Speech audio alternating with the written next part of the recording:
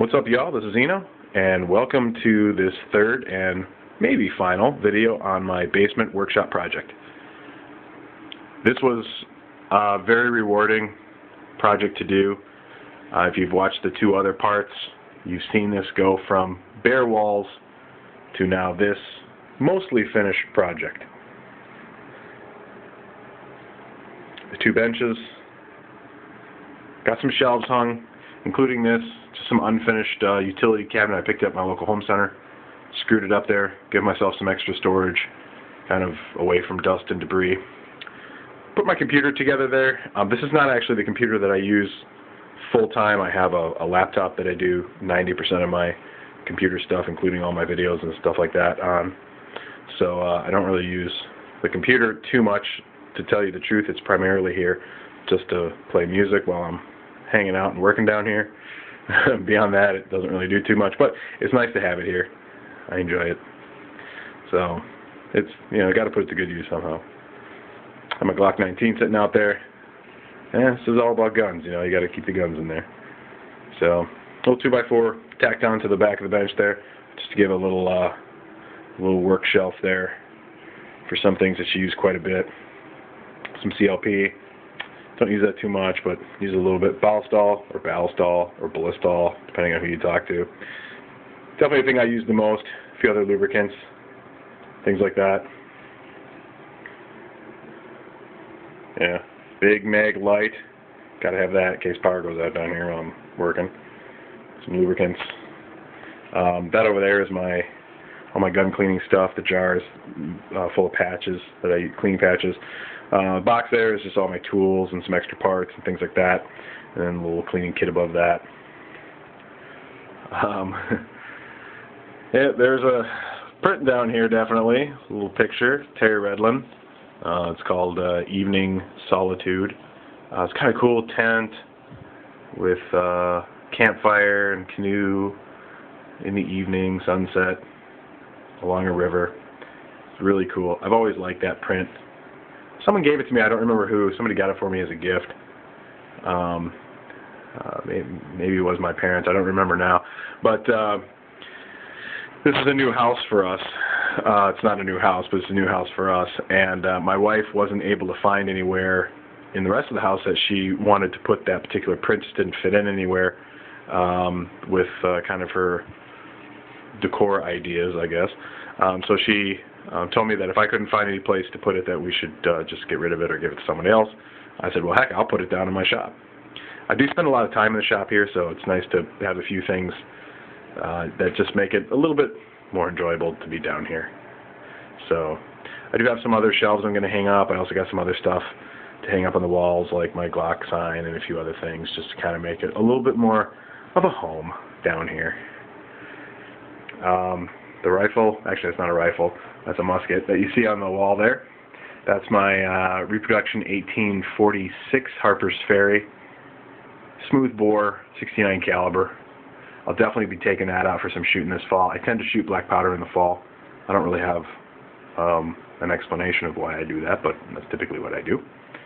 So definitely in the next few months, that's going to be coming down off the wall and getting some firing. Probably in the next few weeks, I'll bring it down and do some cleaning and lubricating, treat the stock, whatnot. So I'll definitely make that the subject of a video. And definitely have some videos later this year of some black powder shooting, smooth bore, round ball. Should be a lot of fun. Got another couple Civil War era rifled muskets I'll probably be hanging up on the wall here too to give it some company. Really like the 2x4 top. There's a part of me that wishes I did the whole thing in a 2x4 top, but it is nice having the smooth, clean surface of the plywood. You can see from the dirt and stains. I've already done a few projects on here. Really kind of waiting to get a few projects under my belt before I decide where I want all the shelves. I kind of decided that was a good place for my cleaning supplies and gun stuff, so I kind of kept that there. Made some shelves there just to use up that corner. I'm definitely going to probably hang another rifled musket there on the wall, and or hang a rifled musket on the wall, not another one, because that isn't one. But probably hang one of my other Civil War guns on the wall there, just for decoration and whatnot. I got a little carpet on the floor to make it comfortable to stand here for a while. I do have a stool that I use sometimes. Storage along the bottom. Got my tool chest over there. That's where I keep most of my tools. So, I don't remember if I mentioned this in a previous video, but I did put up new lights. Took down that ancient, old, really loud,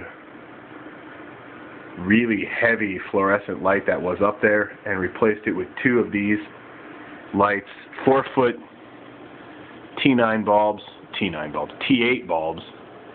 I believe it's T9. T9 is this down here. That's T9. See? T9 is a lubricant. T8 is a light bulb. These just plug in. Just ran the cords across the ceiling, plugged into an outlet I have up there on the ceiling. That's for the sub pump, actually. T9 bulb. Put out a lot of light back here. So, got plenty of light. As you can tell, it's pretty bright. But T9, yeah. Bow Shield T9s made by Boeing. If none of you have used this stuff, or seen it, or heard of it, or anything like that, I highly recommend it. Not so much as a gun lubricant. I mean, I have used it as a gun lubricant in the past. But just as a general lubricant, too. It's very popular in the bicycle business. In fact, some T9, sorry, just staring at the bench there, is actually, focus, maybe not, is actually specifically marketed in the bicycle business. So if you have a bicycle business close by, bicycle shop I should say, stop in and see if they have any, pick them up. The one drawback is it's a little on the pricey side, a little bit more than some lubricants, but it's definitely worth it. So now you're asking me, what is T9? I'll tell you exactly what it is. T9 is exactly what everybody thinks WD-40 is. Anyone who knows WD-40 knows that WD-40 is crap, and it has absolutely no place on anybody's workbench as far as I'm concerned. But I'm not a big hater on WD-40. I mean, it does what it was designed to do. And WD-40 has been very, very good at marketing itself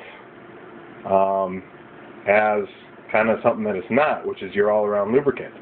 WD-40 is not a lubricant. It's a rust inhibitor, and it breaks down rust and grime, and it's a water displacement. That's what WD-40 stands for, water displacement formula 40. So T9, on the other hand, is what everybody thinks WD-40 is. It also is a rust and corrosion prohibitor and protectant, just like WD-40. It is also a waterproof lubricant, just like WD-40. However, unlike WD-40, it contains far more lubrication properties than WD-40 would ever hope to have in it. This stuff is a great, great lubricant. I'll put it up there with any other lubricant. The other nice thing is it's a dry lubricant. Now, what do I mean by that? Does that mean you spray it and it's dry? No. What it means is it doesn't have oil or liquid feel to it when it's set and dried.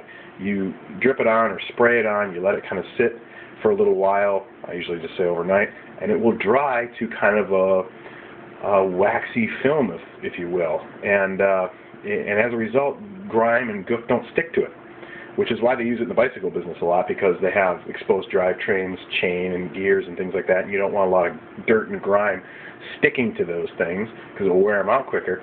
So they use dry lubricants, lubricants that go on wet and then later dry. They use Teflon-based lubricants and wax-based lubricants and things like that to dry out.